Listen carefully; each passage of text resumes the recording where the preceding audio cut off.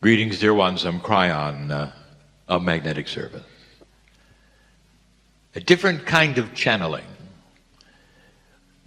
Not necessarily a message, but three potentials.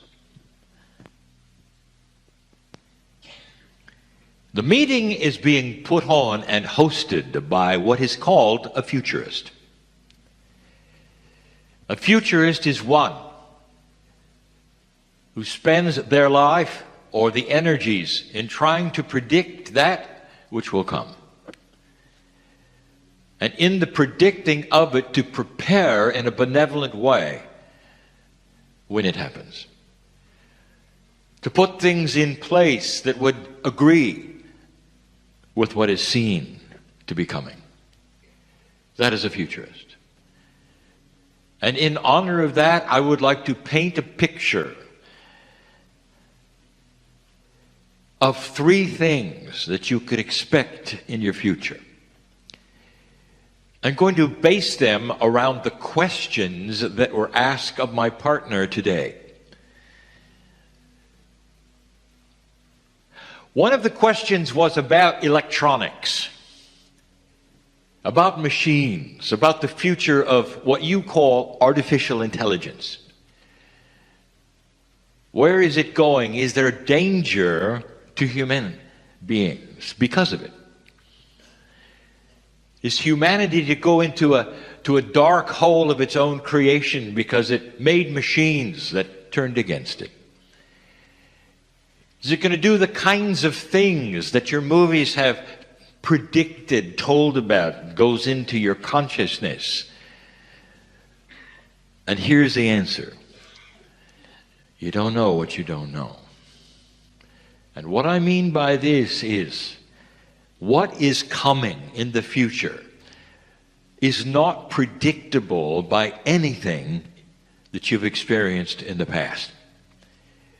The evolution of circuitry, of artificial intelligence, the evolution of technology itself for the last 50 years doesn't necessarily apply to the next 50. And the reason is because of a systemic paradigm shift.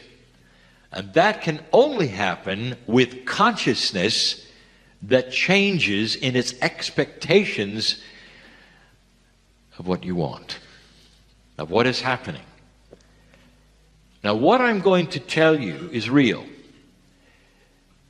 It is not that a prediction from Kryon, it is that which Kryon and you have seen before in other places at other times. How is that possible? Are you talking about Earth? No. Remember, old soul, you're a very old soul. We gave a message some time ago. How old are you? And it puts you on other planets of free choice, going through this shift at different times. Many of you are awakening right now and remembering what's coming, remembering what to do. It's starting to temper your fear of what you see, because at some level you remember where it might go. The future is dependent completely upon free choice. That's you. How fast you make it happen, free choice. That's you.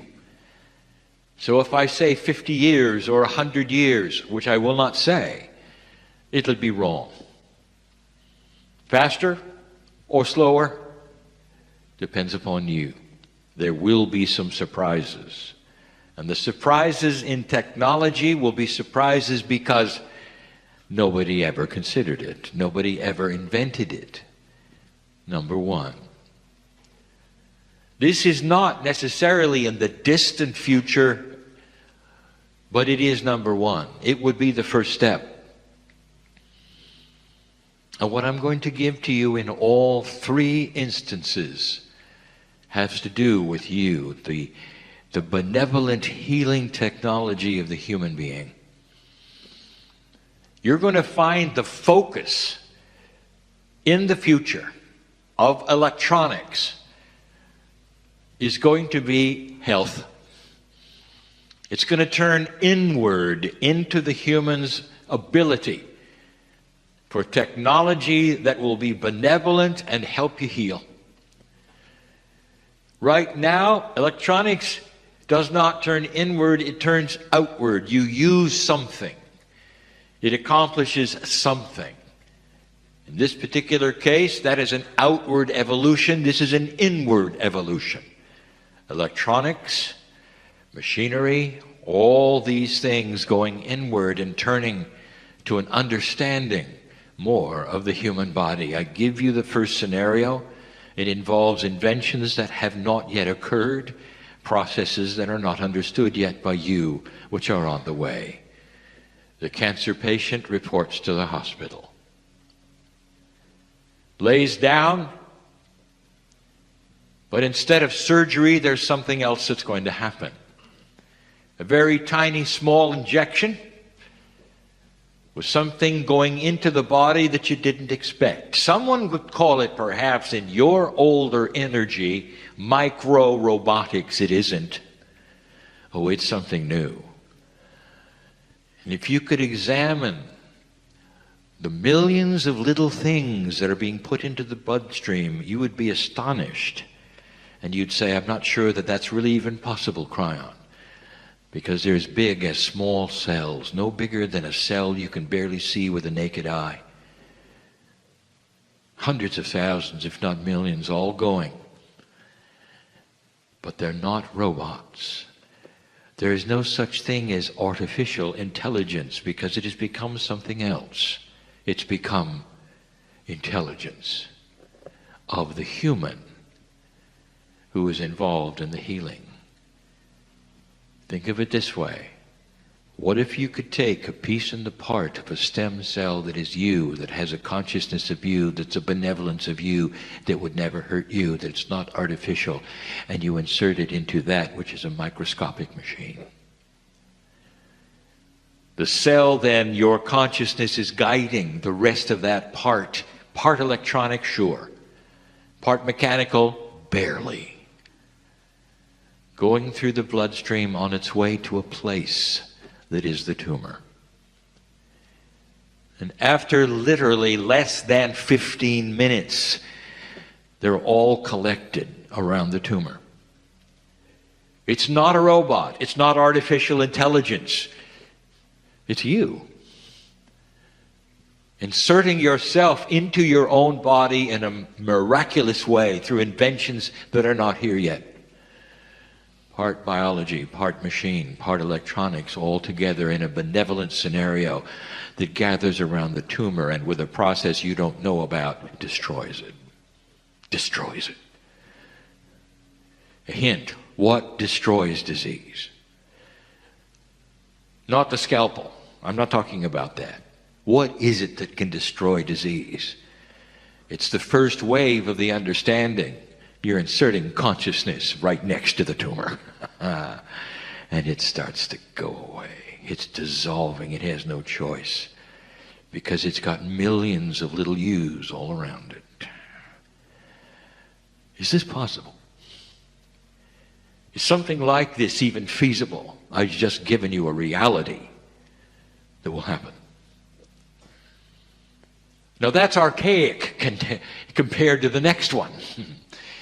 Leap over. How many years? It's up to you. How many years?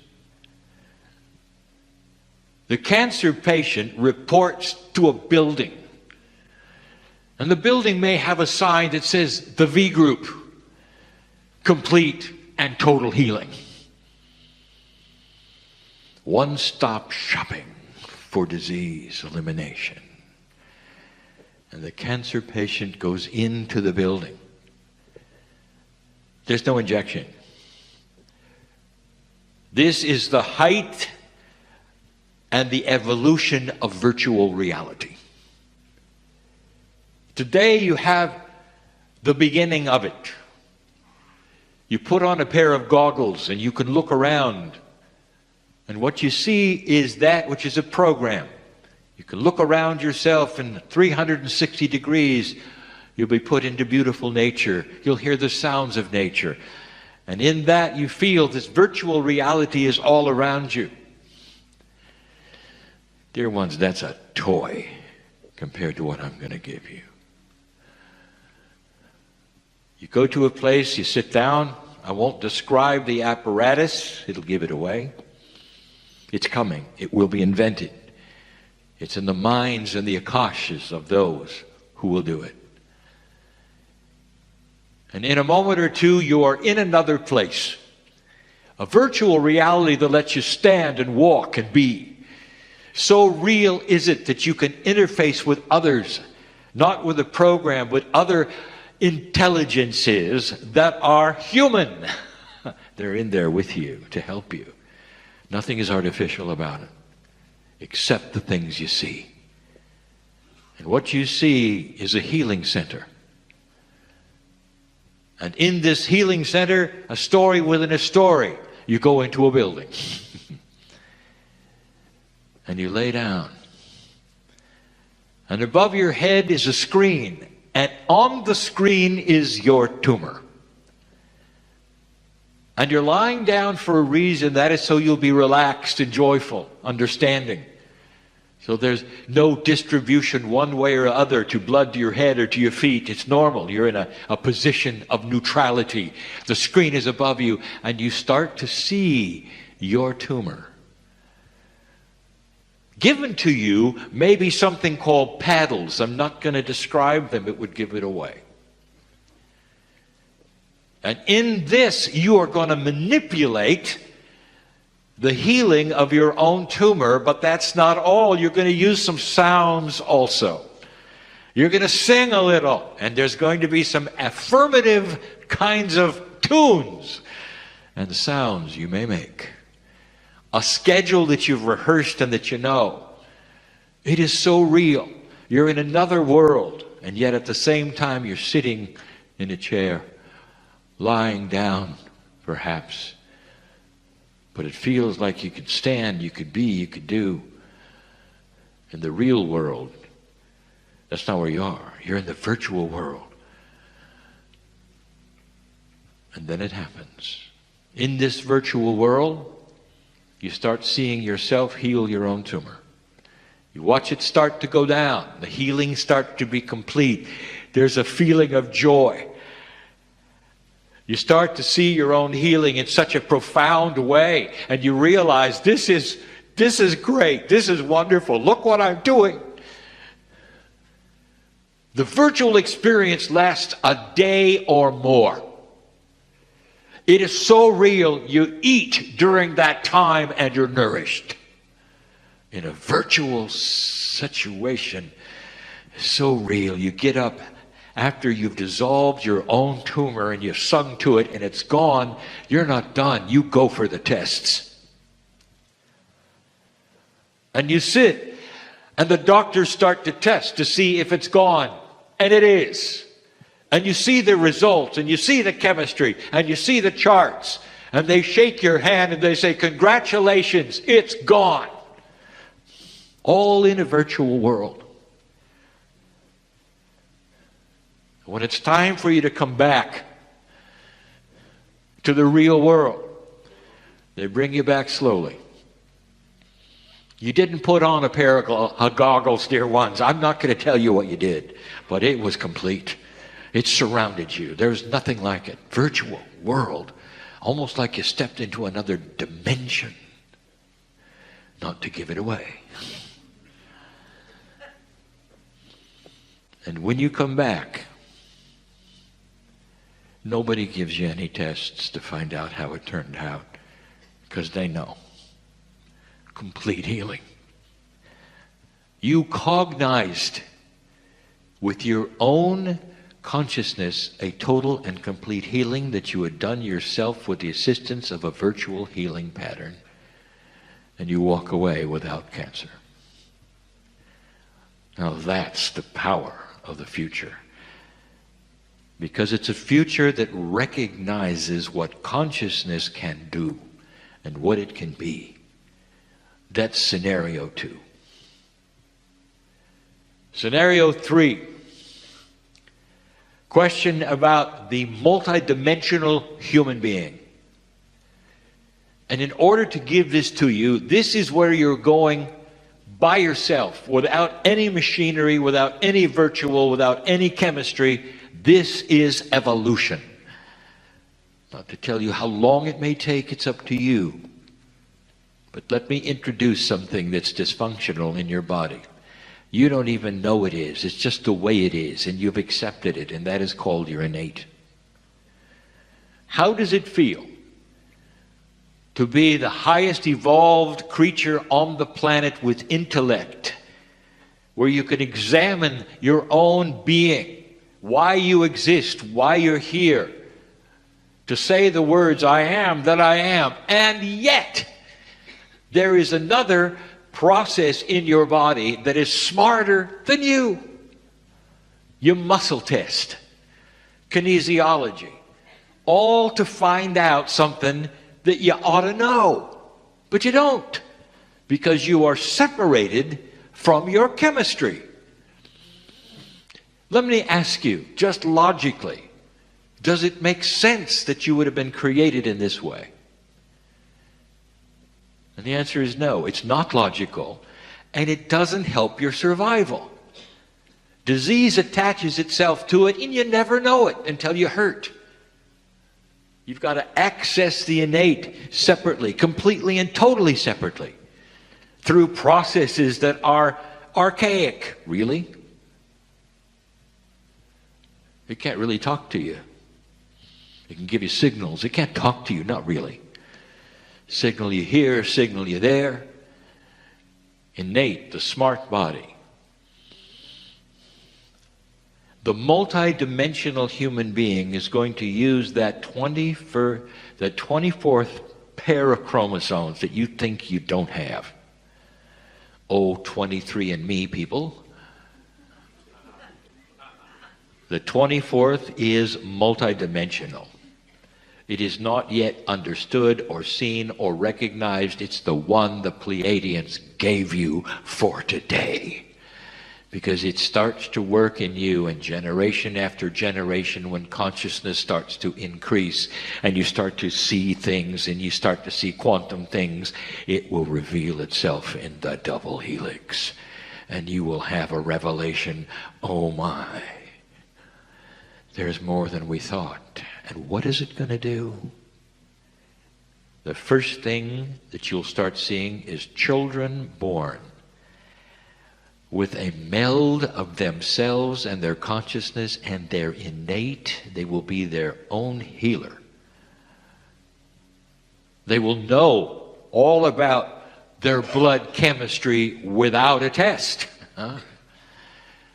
They will know when any disease tries to attach to them instantly, the moment it happens, instead of waiting for something to grow and have pain. They'll be their own medical intuitive. And people will see the first stages of this and they'll say, this is unbelievable, it's not right. It'll come out firstly as odd and unusual, and they'll isolate them because they're not normal. Welcome to Earth. That's what you do, don't you? That's what you've done to the autistics, you know. Because you don't see it coming, do you? You don't see the savants in the future, do you? You only see an unusual set of children that have odd communication, that are difficult in an old energy, because you're not there yet. You don't know what's coming. You don't see yourself in them, do you? A non-linear thinker. That's who they are. It's starting to show itself in so many ways. Look at what they can do that you can't, and that'll give you a hint of who they are. It's coming. That multidimensional piece of your DNA that you can't even see yet is going to bring your consciousness in line with your innate. Now, I finish with this. What is your innate attached to that is also a mystery that you cannot easily access, and it's called the Akash of the human being? You're going to be connected to your Akash. What do you know about the Akash? It's something that often bothers you. It bothers you because it only remembers bad things. These are the things that even today you work with, and successfully. But you work with them because they're not obvious. They're not pasted upon your consciousness yet, and they will be, which gives you full access to the wisdom of the past. Full access to dismiss all negative things. This will be one of the most significant evolutionary steps of humanity, the marriage of the Akash, the innate, and consciousness. That will be the multidimensional human being. And when it takes place, you will then look at the fact that you might have come from the Pleiadians, and you'll know who they are. You'll understand, because it's all part of a scenario of connection, of coherence with your brothers and sisters from the stars. That is the future. How soon, Kryon? Not soon enough. Not soon enough. But you'll be there. Every single one with free choice will come back and be improved in a world that has so much promise. Why, Kryon? Why all of this? What if I told you this? There'll come a time, dear ones, when it's your job to seed some other civilization in some other faraway place and give birth to compassionate action in other places of this galaxy. Are you getting this? How important you are at this juncture of time. So many mysteries, you might say, all to be revealed, and you'll be there. Don't fear these things, because they come from you. That is the message for today. And so it is. Greetings, dear ones. I'm Kryon of Magnetic Service. As many times as we do this, there are those who would wonder, is the man still in his body? Of course. But his consciousness is split. Now, for some, they would say, well, this makes him a candidate for a psychologist. It is not that kind of split. Each of you have the ability to do what you see here, but it does not have to be in this form. There is a new energy beginning to form on the planet, and we are starting to discuss it. And 1 week ago, we gave you information regarding what to expect. Some weeks before that, we told you some of the inventions to look forward to. But in the process of human evolvement, it is inevitable that some of you will channel. And it does not have to be in public in front of other human beings. It can be for yourself. It can be what some have called automatic writing. By the way, there's nothing automatic about it. It is you stepping aside and in the privacy of your own sentience, existence, finding out the sacred part of you is alive and well. And being able then to channel that which is inside you. And some of you will not find an entity with a name, but you will start channeling pieces and parts of your own divinity. You will call it channeling, and really it's simply communication to the higher self.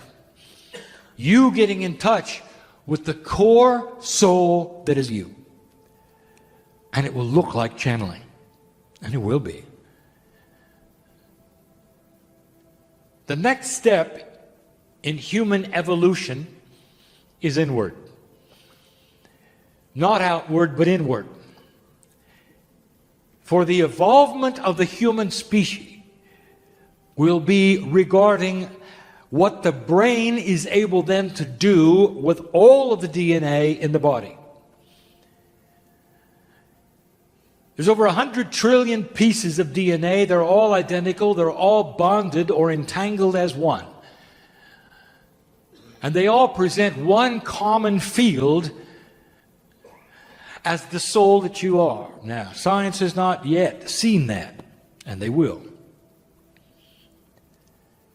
If every single piece of DNA is identical, how do they communicate? How does DNA then see the compartmentalization of cellular structure?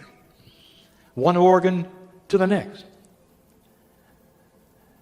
DNA produces genes, but what about the body communication that goes on?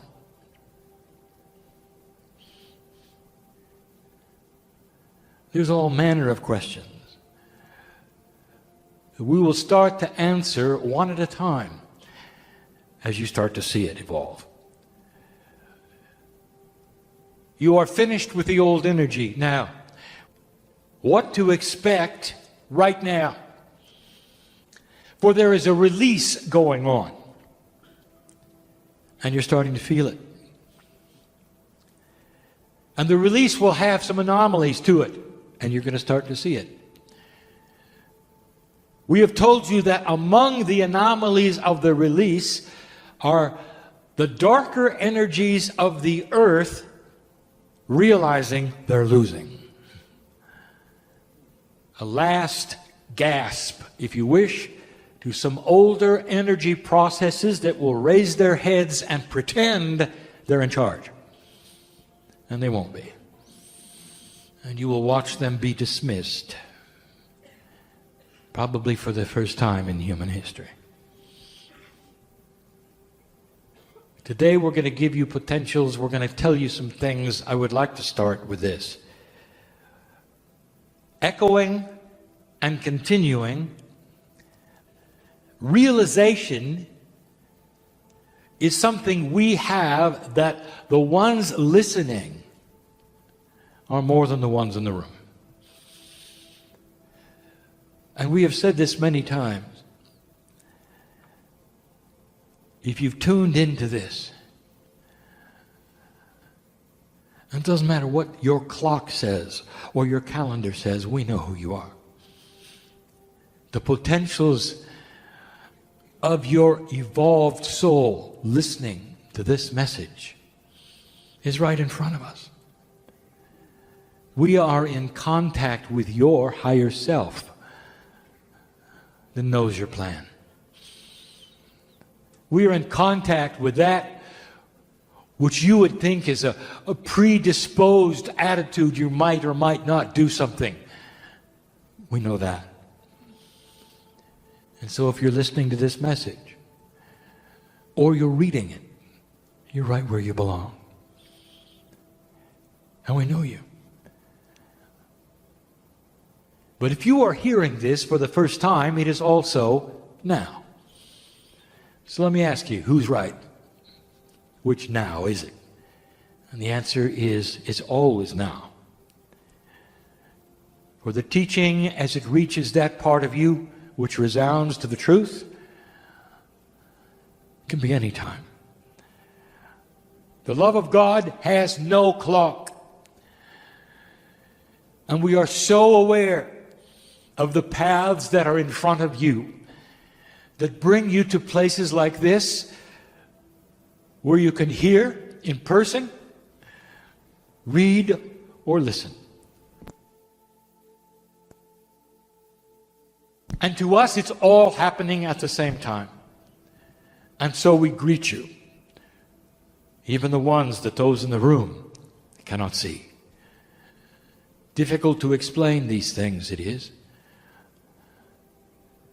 The energy is different.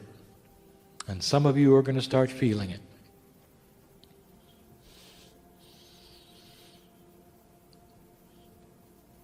There's a lot of things scheduled to happen that have always been scheduled to happen. And so there is a clearing, you might say, of the playing field of energies from now on. And it is real and it is true. And when you take a look at those things which may be esoteric to you, they are being honored. And that would be the precession of the equinoxes and the midpoint of it. And there are many things you need for your toolkit. Number one, tolerance. Now I'm going to talk to old souls and old souls. And when I talk about tolerance, I'm talking to old souls and old souls. You have been very tolerant for a long time of new souls. You've been tolerant of the old energy. Now I'm going to ask you to be tolerant of one another, because some of you are not going to like what takes place next. And the best way to explain this is to say that if, for instance, you have been a healer for 30 years, you have a process, you have energies you've dealt with, you know what you're doing. And now it starts to rewrite itself. And some of the things that are the core essence of what you've been doing and what you've been taught and the things that work, you're going to hear are changing. And you're going to disagree. And the bias that you are going to have as an old soul will be obvious, and you will say, no, that cannot be right. You always have to do this or that. The signals that you will get to tell you what to do in a process that you have been working with are the signals you depend on. The intuitive parts is what you depend on. Even the channeler will have a new paradigm before him that he must work on.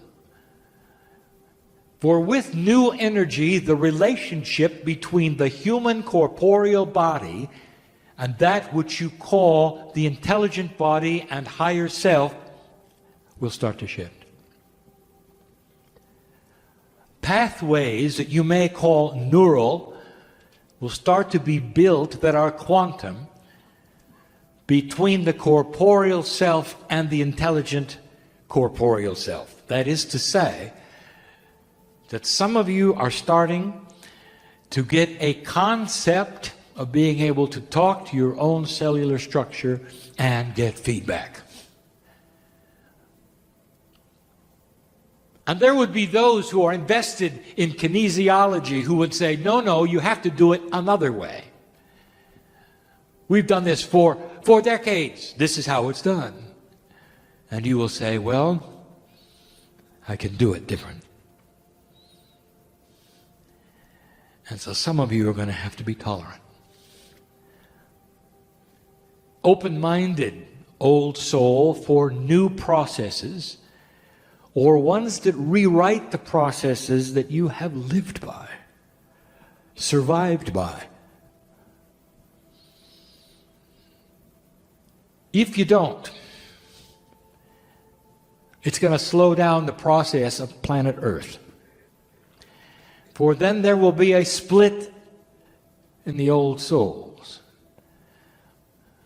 And you don't want that. But if that is your choice, dear ones, I will tell you that the new energy is here forever. You're not going to slip back. You can't. I have said before, my partner has mentioned, you cannot unknow things that have taken place. And as you take a deep breath in the new energy and get used to new paradigms, you cannot then return to the old. So for those who are invested in processes, procedures, learnings, feelings, intuitive energies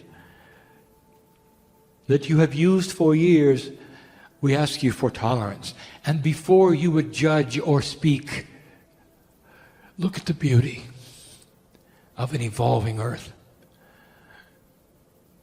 Look at the beauty of an old soul which can now start to claim the things we always said you could do. 23 years my partner has been telling you what might be possible, and now you stand at the cusp of doing it. That was number one.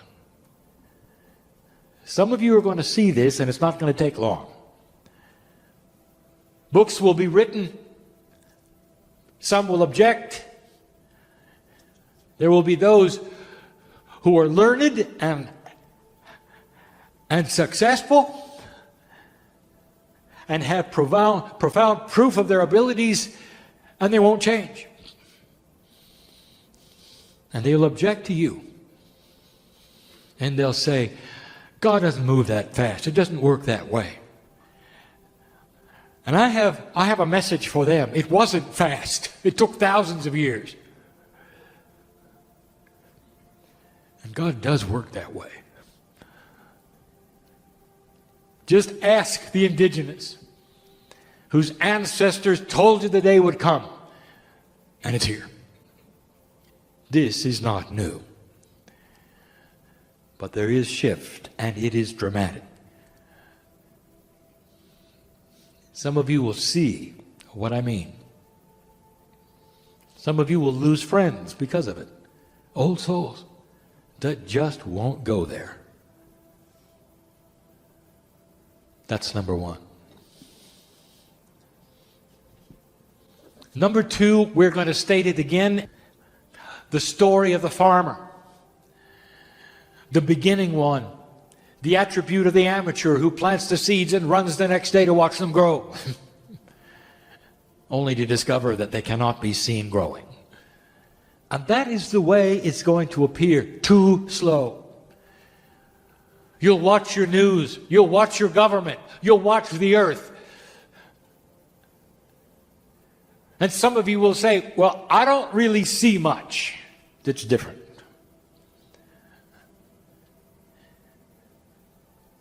Any more than you can see the crops grow.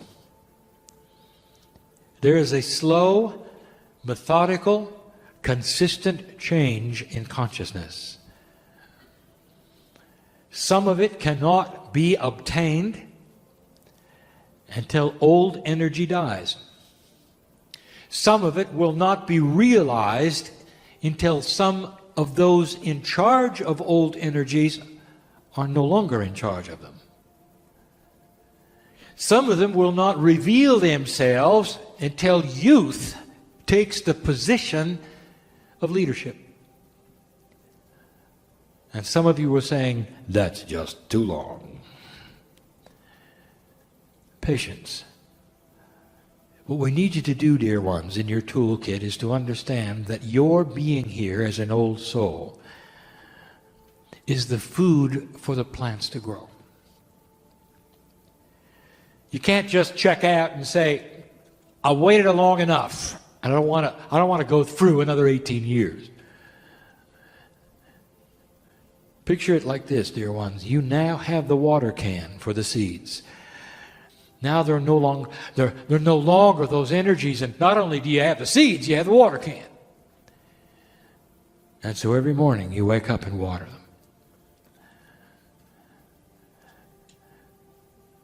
And those who come after you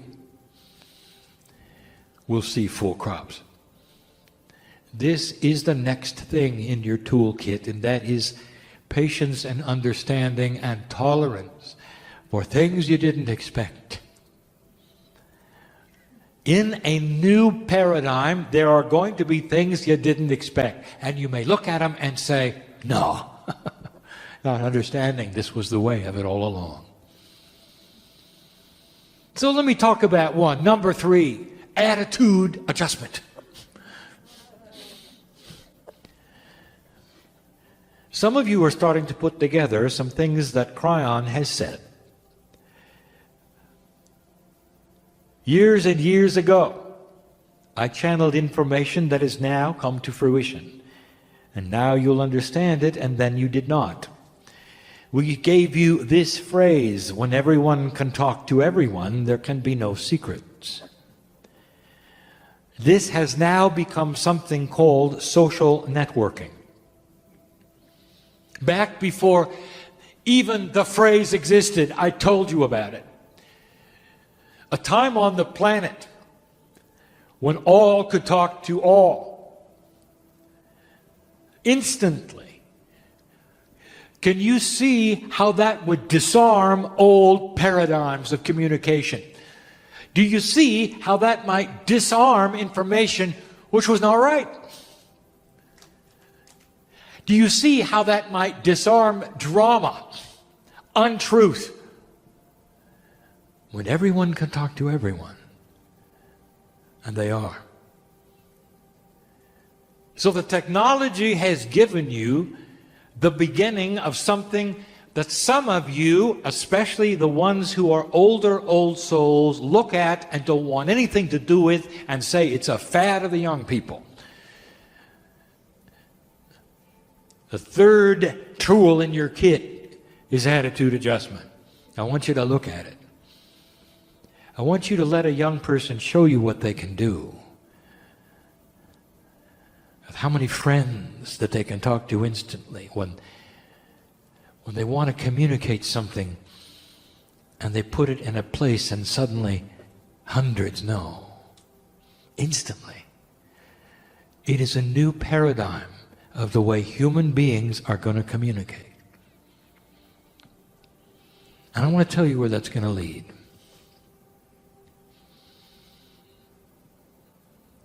For social networking has no borders.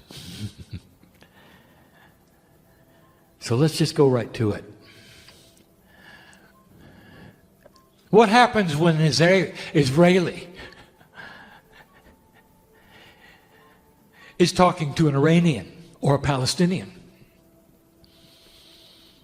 about something they saw on YouTube? Or some energy they want to share. And it flies across the borders in a way that it never could before. What happens to the intermingling of friends in a paradigm that you may never understand and never see, and they do, where hundreds can talk to each other instantly? In a land where they never did before.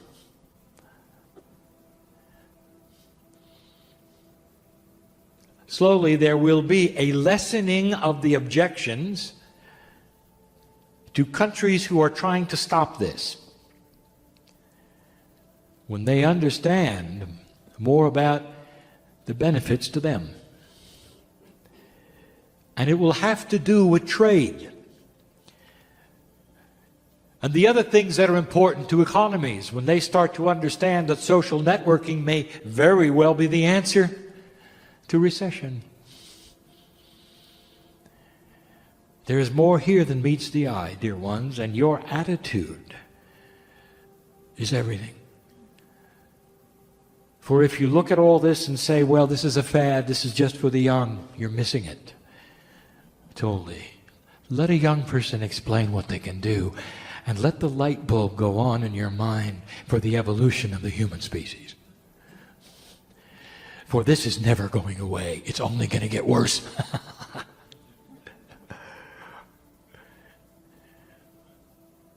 And we say that in a facetious way.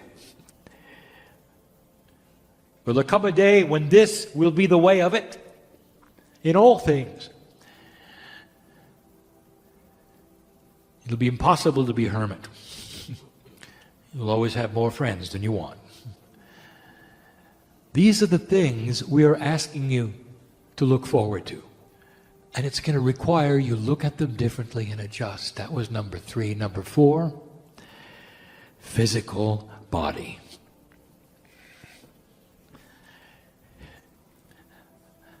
It has to recalibrate to a new energy. And it's going to do so no matter what you want. You gave intent to stay, dear one. So you have given permission for physical chemistry changes to occur in you. And for some of you, that's called illness. But it isn't. It's simply temporary imbalance of chemistry. And so what we're going to say next is that some of you will go through what you would think are physical trials, and there are some in the room who are already in it. And that's what it's about. This is going to be a faster evolution in certain ways than you think. For it's going to affect the ones who have chosen to stay and move into this next paradigm. Because it is difficult. Because it may actually put stress on the chemistry of the body as it recalibrates. And when it takes place, you'll know what I'm talking about. And when it takes place, do not fear it. And so we give you a challenge, a dare, if you will. That comes from my partner. Celebrate imbalance. And whether it's in your muscle structure or in your intestine or any of those places where you don't know where it came from and why it's there, I challenge you to say, thank you, God, that I am recalibrating. Or I am evolving. And I know why. You're supposed to stay, dear ones, and water the plants. And you'll see what I mean. There will be some unexpected things. And now I'm going to be very cautious with number 5. And I'm going to change a paradigm of the way we channel. We give you information in the soup of potentials that we read to you as the highest probable potential that exists. These things eventually often become your reality because they are free choice, but we know what you're thinking. We know what the potentials are because we know where you're leaning. We know what the biases are. And we see all of humanity as a whole. It's measurable. Not by you, easily. And it gives us, therefore, the ability to project. And we do. 23 years ago, we gave you many things and we told you that now are in your reality. Well, I'm going to depart from that, and I'm going to now read to you a potential on earth that is not the strongest. I'm going to tell you about a human being that has a choice. I'm going to give you a potential that is only 50%. But I'm going to read to you something, an energy you didn't expect, a paradigm that is starting to shift.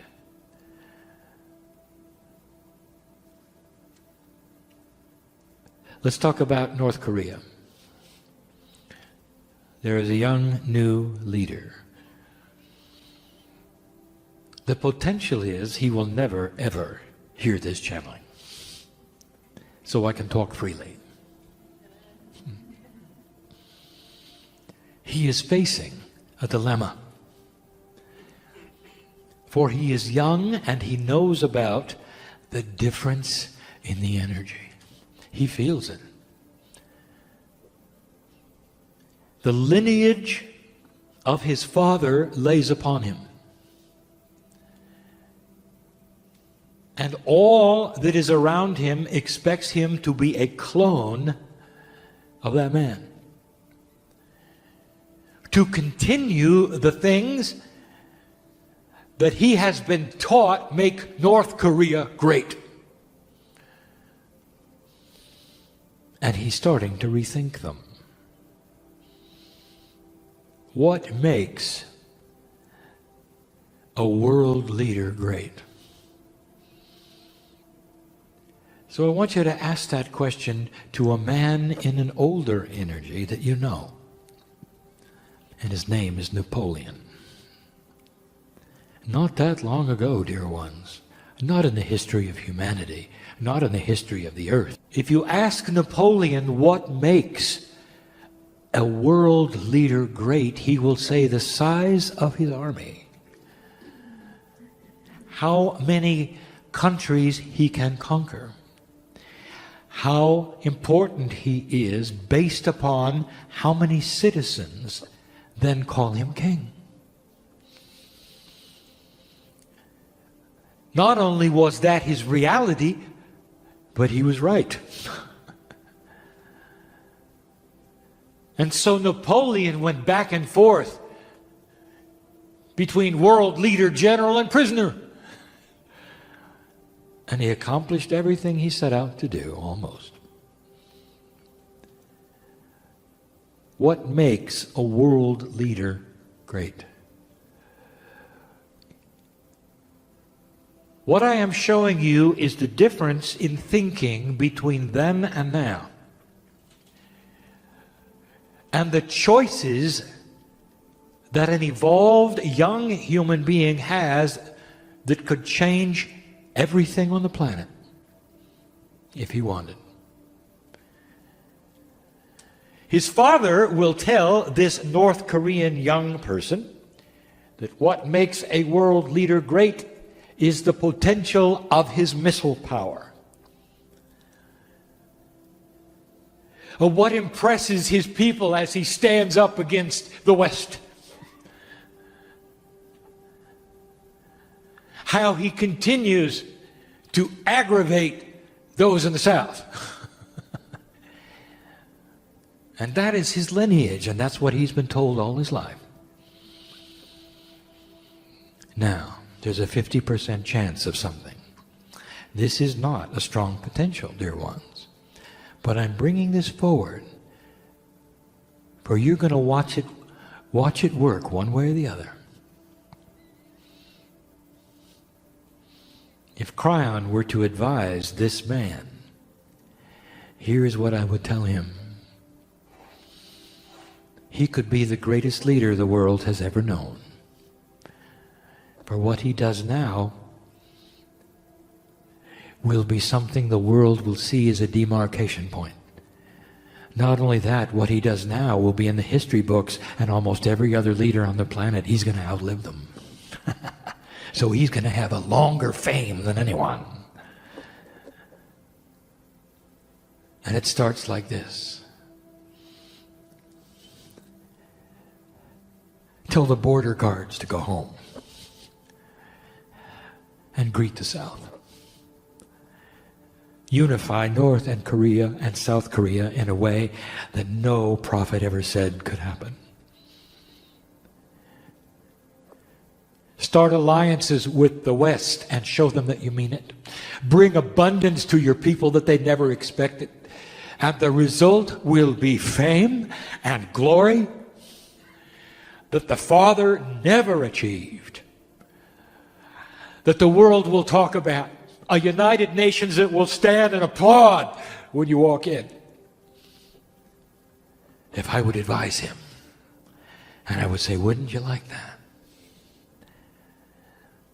Now watch him. He has a choice. He has his father's advisors, one of which he's already dismissed. He may get it. He may not. 50% chance. But I'll tell you, if he doesn't do it, the one after him will. Because it is so obvious. We show you this to tell you that this is the evolvement of the human species. The slow realization that putting things together is the answer to all things and not separating. Those that start seeing compromise and energies they never realized before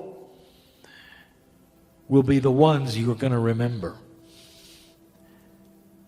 And it's going to happen in leadership, in politics, in business, a new paradigm. And so that particular tool is this, the realization that the reality you think works may not. You don't know what you don't know. But you can still plan for things that are coming that you don't know, if you know they're coming. It's like driving on a road and you've been told it's going to widen up and the traffic's going to flow soon. And you believe it and you know it and you prepare for it.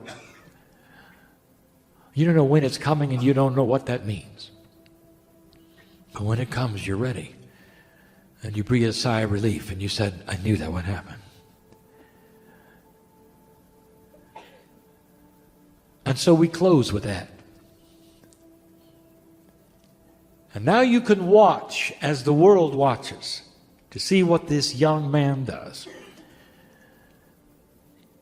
If he's smart enough to see the new energy the way he has the ability to, and become perhaps one of the world's most beloved leaders, wise beyond his years, with fame that no one could achieve, or whether he doesn't. Slowly there will be those who start to understand and see that unification is the answer to all things.